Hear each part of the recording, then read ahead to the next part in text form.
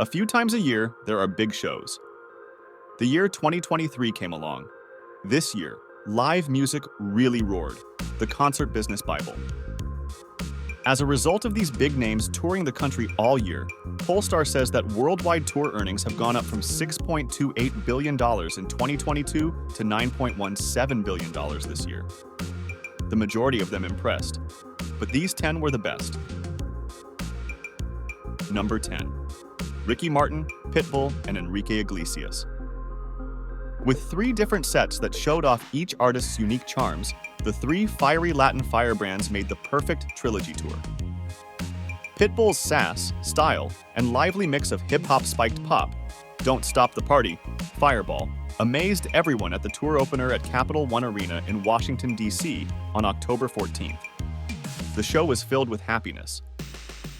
As he moved around the stage and catwalk to get closer to fans, Iglesias, who was the quietest of the 3, sang a double entendre feast of hits like Bailamos, Cuando Me Enamoro, and the whispery Hero. While that was going on, Martin, the last performer, put on a feverish set full of sex and swagger.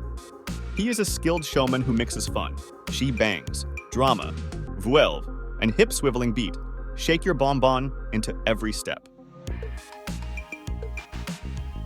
Number 9. The Cure. After teasing their first new album since 2008 for more than a year, The Cure released a taste of a few new songs, including the Pink Floyd-like Alone and the expectedly sad End song.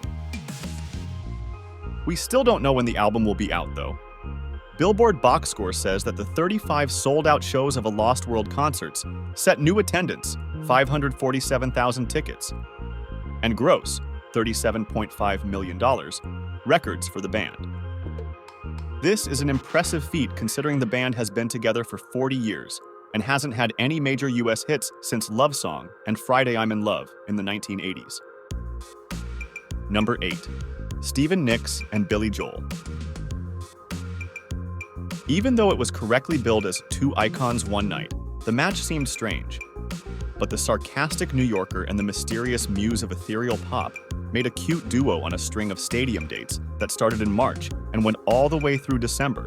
The April show in Arlington, Texas, was moved to March 9th and is now the pair's only joint appearance in 2024. Joel and Nicks sang together on Stop Dragging My Heart Around at every show, but Nicks only joined him on stage for And So It Goes during his set at the Los Angeles opener. Despite this, they drew sold-out crowds eager to enjoy their ridiculously deep and long-lasting catalogs. Nicks performed her poetic pop songs like Gypsy, If Anyone Falls, and Stand Back at Philadelphia's Lincoln Financial Field on June 16th. She did so with style, talking, and a lot of twirls of her chiffon skirt. But it was her ode to her late bandmate and close friend Christine McVie in Landslide at the end of the set that really got to you. Number 7. Ed Sheeran. After a rough year for himself in 2022, Sheeran's honest grief and fears were put into his introspective 6th record, Subtract. Because the emotionally charged songs on the album wouldn't work well with his huge arena show, Sheeran did 2 shows in many cities. The first was a stripped-down theater show that focused on the thoughts behind Subtract, and the second was a show with all of his hits. Even though he did have a band for some parts of the show, it's still amazing that one guy with a guitar and a looping pedal can fill a huge stadium with pop rock hits like Shivers and Castle on the Hill, swoony ballads like Thinking Out Loud and Perfect, Pyrotechnic Rockets, and Boyish Charm. Number 6. Madonna.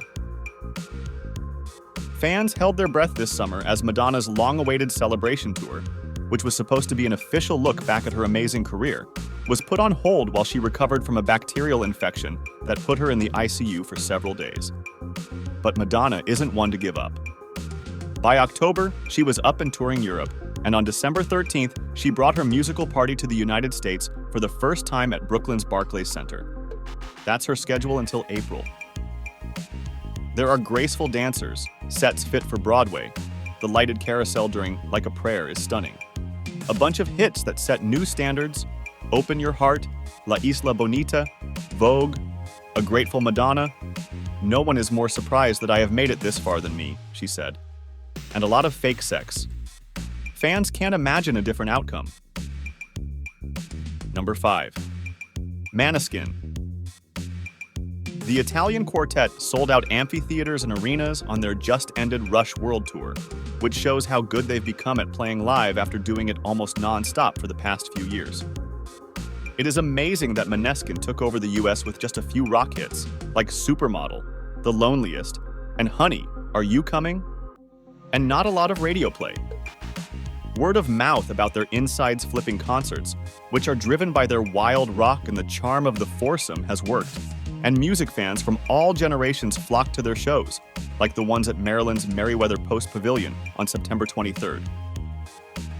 It's common for lead singer Damiano David to take off his shirt and jump into a crowd of fans by the end of a Måneskin show. But now guitarist Thomas Raggi and bassist Victoria DeAngelis often play with him, and hair-flicking drummer Ethan Torchio keeps the beats going while they have a good time. Number 4. Pink. More than once, you'll think, that woman is fearless as she flies through the air.